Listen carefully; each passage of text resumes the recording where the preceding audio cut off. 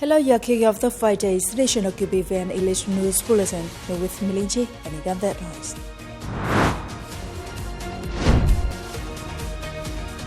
Strengthening Vietnam-Lithuania bilateral relations.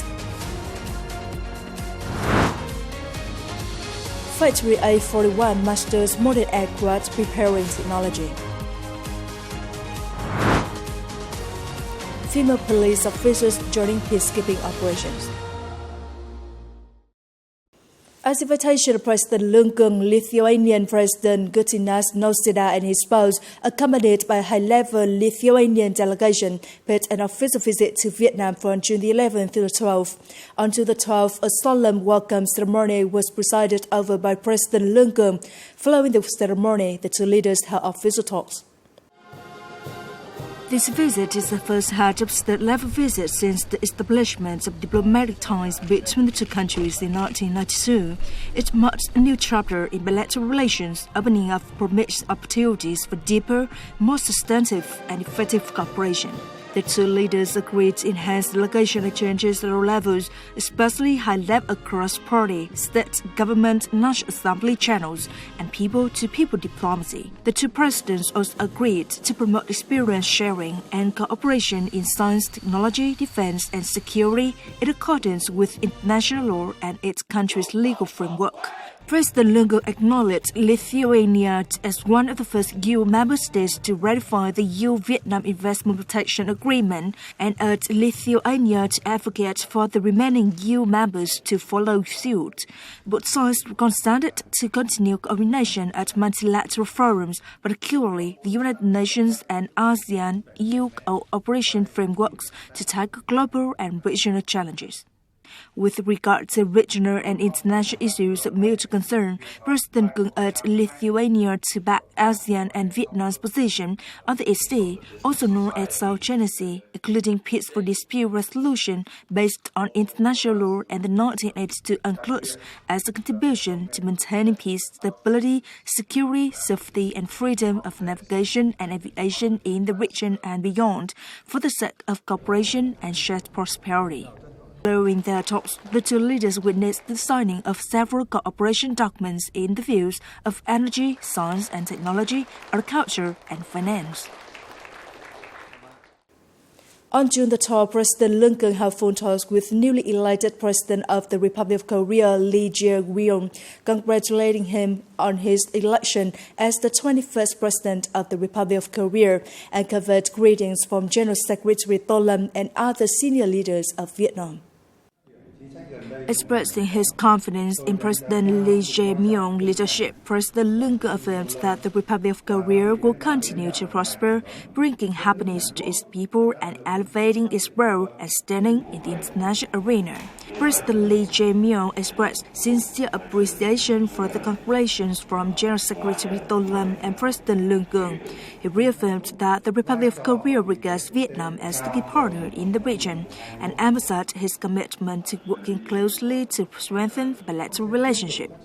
The two leaders agreed to maintain high-level delegation exchanges, expand cooperation in defense, security, and combating transnational crime, and deepen economic, trade, and investment ties. They also pledged to promote science and technology collaboration, particularly in high-tech industries. Both sides reaffirmed their commitment to supporting one another at regional and international forums, contributing to peace, stability, and development in the region and the world. During his working visit to Sweden on the morning of June the 12th local time, Prime Minister Phạm Minh Chính visited and delivered a policy speech at the Stockholm School of Economics. During a policy address at the Stockholm School of Economics, Prime Minister Phạm Minh Chính expressed his impression of the school's educational philosophy, as encapsulated in the word freedom, a word that President Ho Chi Minh mentioned in the Declaration of Independence of September 2, 1945. Prime Minister Phạm Minh Chính said that both countries are facing a historic opportunities to develop and affirm their roles as leading economies in the region, to enhance their friendship and sustainable cooperation in the spirit of mutual benefit, contributing to peace, cooperation, and development of Southeast Asia and Northern Europe, and more broadly of Asia-Pacific and Europe. to realize that vision and aspiration, from Mr. Phạm Minh Chính calls for both countries to jointly implement breakthroughs in political and diplomatic relations, in economic, trade, investment, and development cooperation, commensurate with the relations and economic position of the two countries, as well as breakthroughs in cooperation in the fields of science and technology, innovation, digital transformation, green transformation, in people-to-people exchange, culture arts, tourism, and cooperation in local development. On the occasion of the 100th anniversary of the Vietnam Revolutionary Press Day, June the 21st, 1925, General Phan Văn Giang, Minister of National Defense, paid visits to extend greetings to the People's Army newspaper, the National Defense Journal, and the Army Broadcasting Center. Commending the efforts and achievements of military press agencies in reporting on military and national defense affairs, as well as highlighting the country's development, General Phan Văn Giang emphasized the need to continue building the robust organizational structure, optimizing staffing, and enhancing human resource quality to improve the effectiveness of communications and public information efforts. During his visit to the Army Broadcasting Center, General Phan Văn Giang, on behalf of the Central Military Commission and the Ministry of National Defense, extended the best wishes to all officers and staff of the unit. He noted the center's growing professionalism and its crucial role in strengthening trust among service members and spreading patriotism among the public and international friends. The contributions have played a vital role in popularizing the party congresses at all levels toward the 14th National Party Congress and in preparation for the 80th anniversary of the August Revolution and National Independence Day.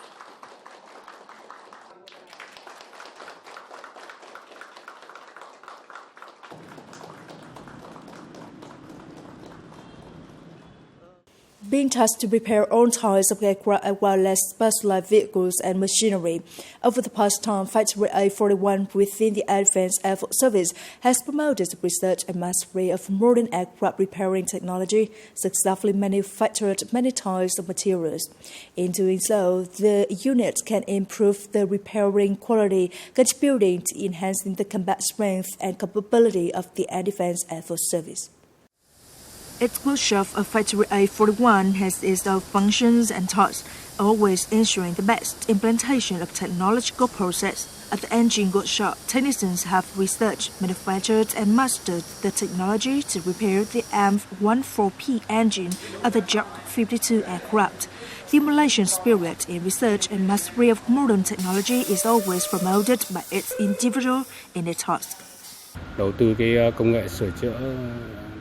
By investing in M14P engine repairing technology, we have mastered the technology and manufactured engines installed on Reup 52 aircraft. It has shown the technological capacity of Factory A41 in particular and the service in general.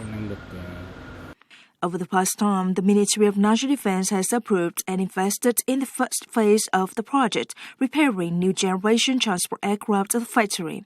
To meet the requirements of the mission, the factory has sent many officers and technical staff to participate in training in over 15 countries and mastered the technology to repair new generation aircraft. The factory has also manufactured dozens of spare parts, thousands of mechanical parts of all kinds to serve the repairs of military transport aircraft, training aircraft, and specialized vehicles and machinery. To achieve this goal, we have to implement many contents. Once the process of the maintenance and repair is completed, A41 will become an important standard of the service in the work of engineering, maintaining, and repairing all types of training aircraft and military transport aircraft. In addition, we have the ability to perform technical services for Vietnam's aviation sector. Focusing on improving capacity, mastering modern technology, along with the courage, dynamism, and creativity of officers and technical workers, is the foundation for the factory to meet the requirements of our missions. Coming up next, female police officers joining peacekeeping operations. Empowering ethnic minority women in social economic development. On June the 12th, Vietnam's Ministry of Public Security, in collaboration with UN Women, held an international forum titled Enhancing the Participation of Female Police Officers in UN Peacekeeping, International and Vietnamese Experience. The event referred to Vietnam's strong commitment to gender equality and the growing role of female police officers in global peacekeeping operations. Speaking at the forum, Jean-Pierre Lacroix, UN Under-Secretary General for Peace Operations, expressed appreciation for Vietnam's consistent contribution, particularly its commitment to increase the participation of women, including female police officers, in UN peacekeeping operations. At the forum, international delegates emphasized that increasing the number of female police officers not only is a matter of gender equity, but also enhances the effectiveness and sustainability of peacekeeping forces. What we see is that sometimes women candidates to participate in the operations need some types of upskilling. Maybe sometimes they're not so used to driving the big heavy vehicles, for example, that you have to do in these operations. So we've provided training for that. From some countries, the police candidates don't have enough experience in handling weapons, for example, or some other operational aspects, and often and sometimes also language skills.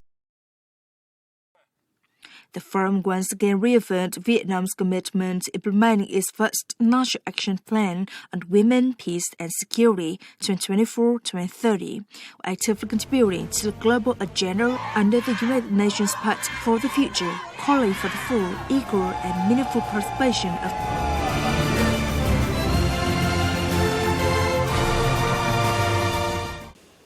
Vietnam's AI economy is forecast to reach 120 to 130 billion US dollars by 2040, according to a new report jointly released on June the 12th by the National Innovation Center, the Japan International Cooperation Agency, and Boston Consulting Group Vietnam.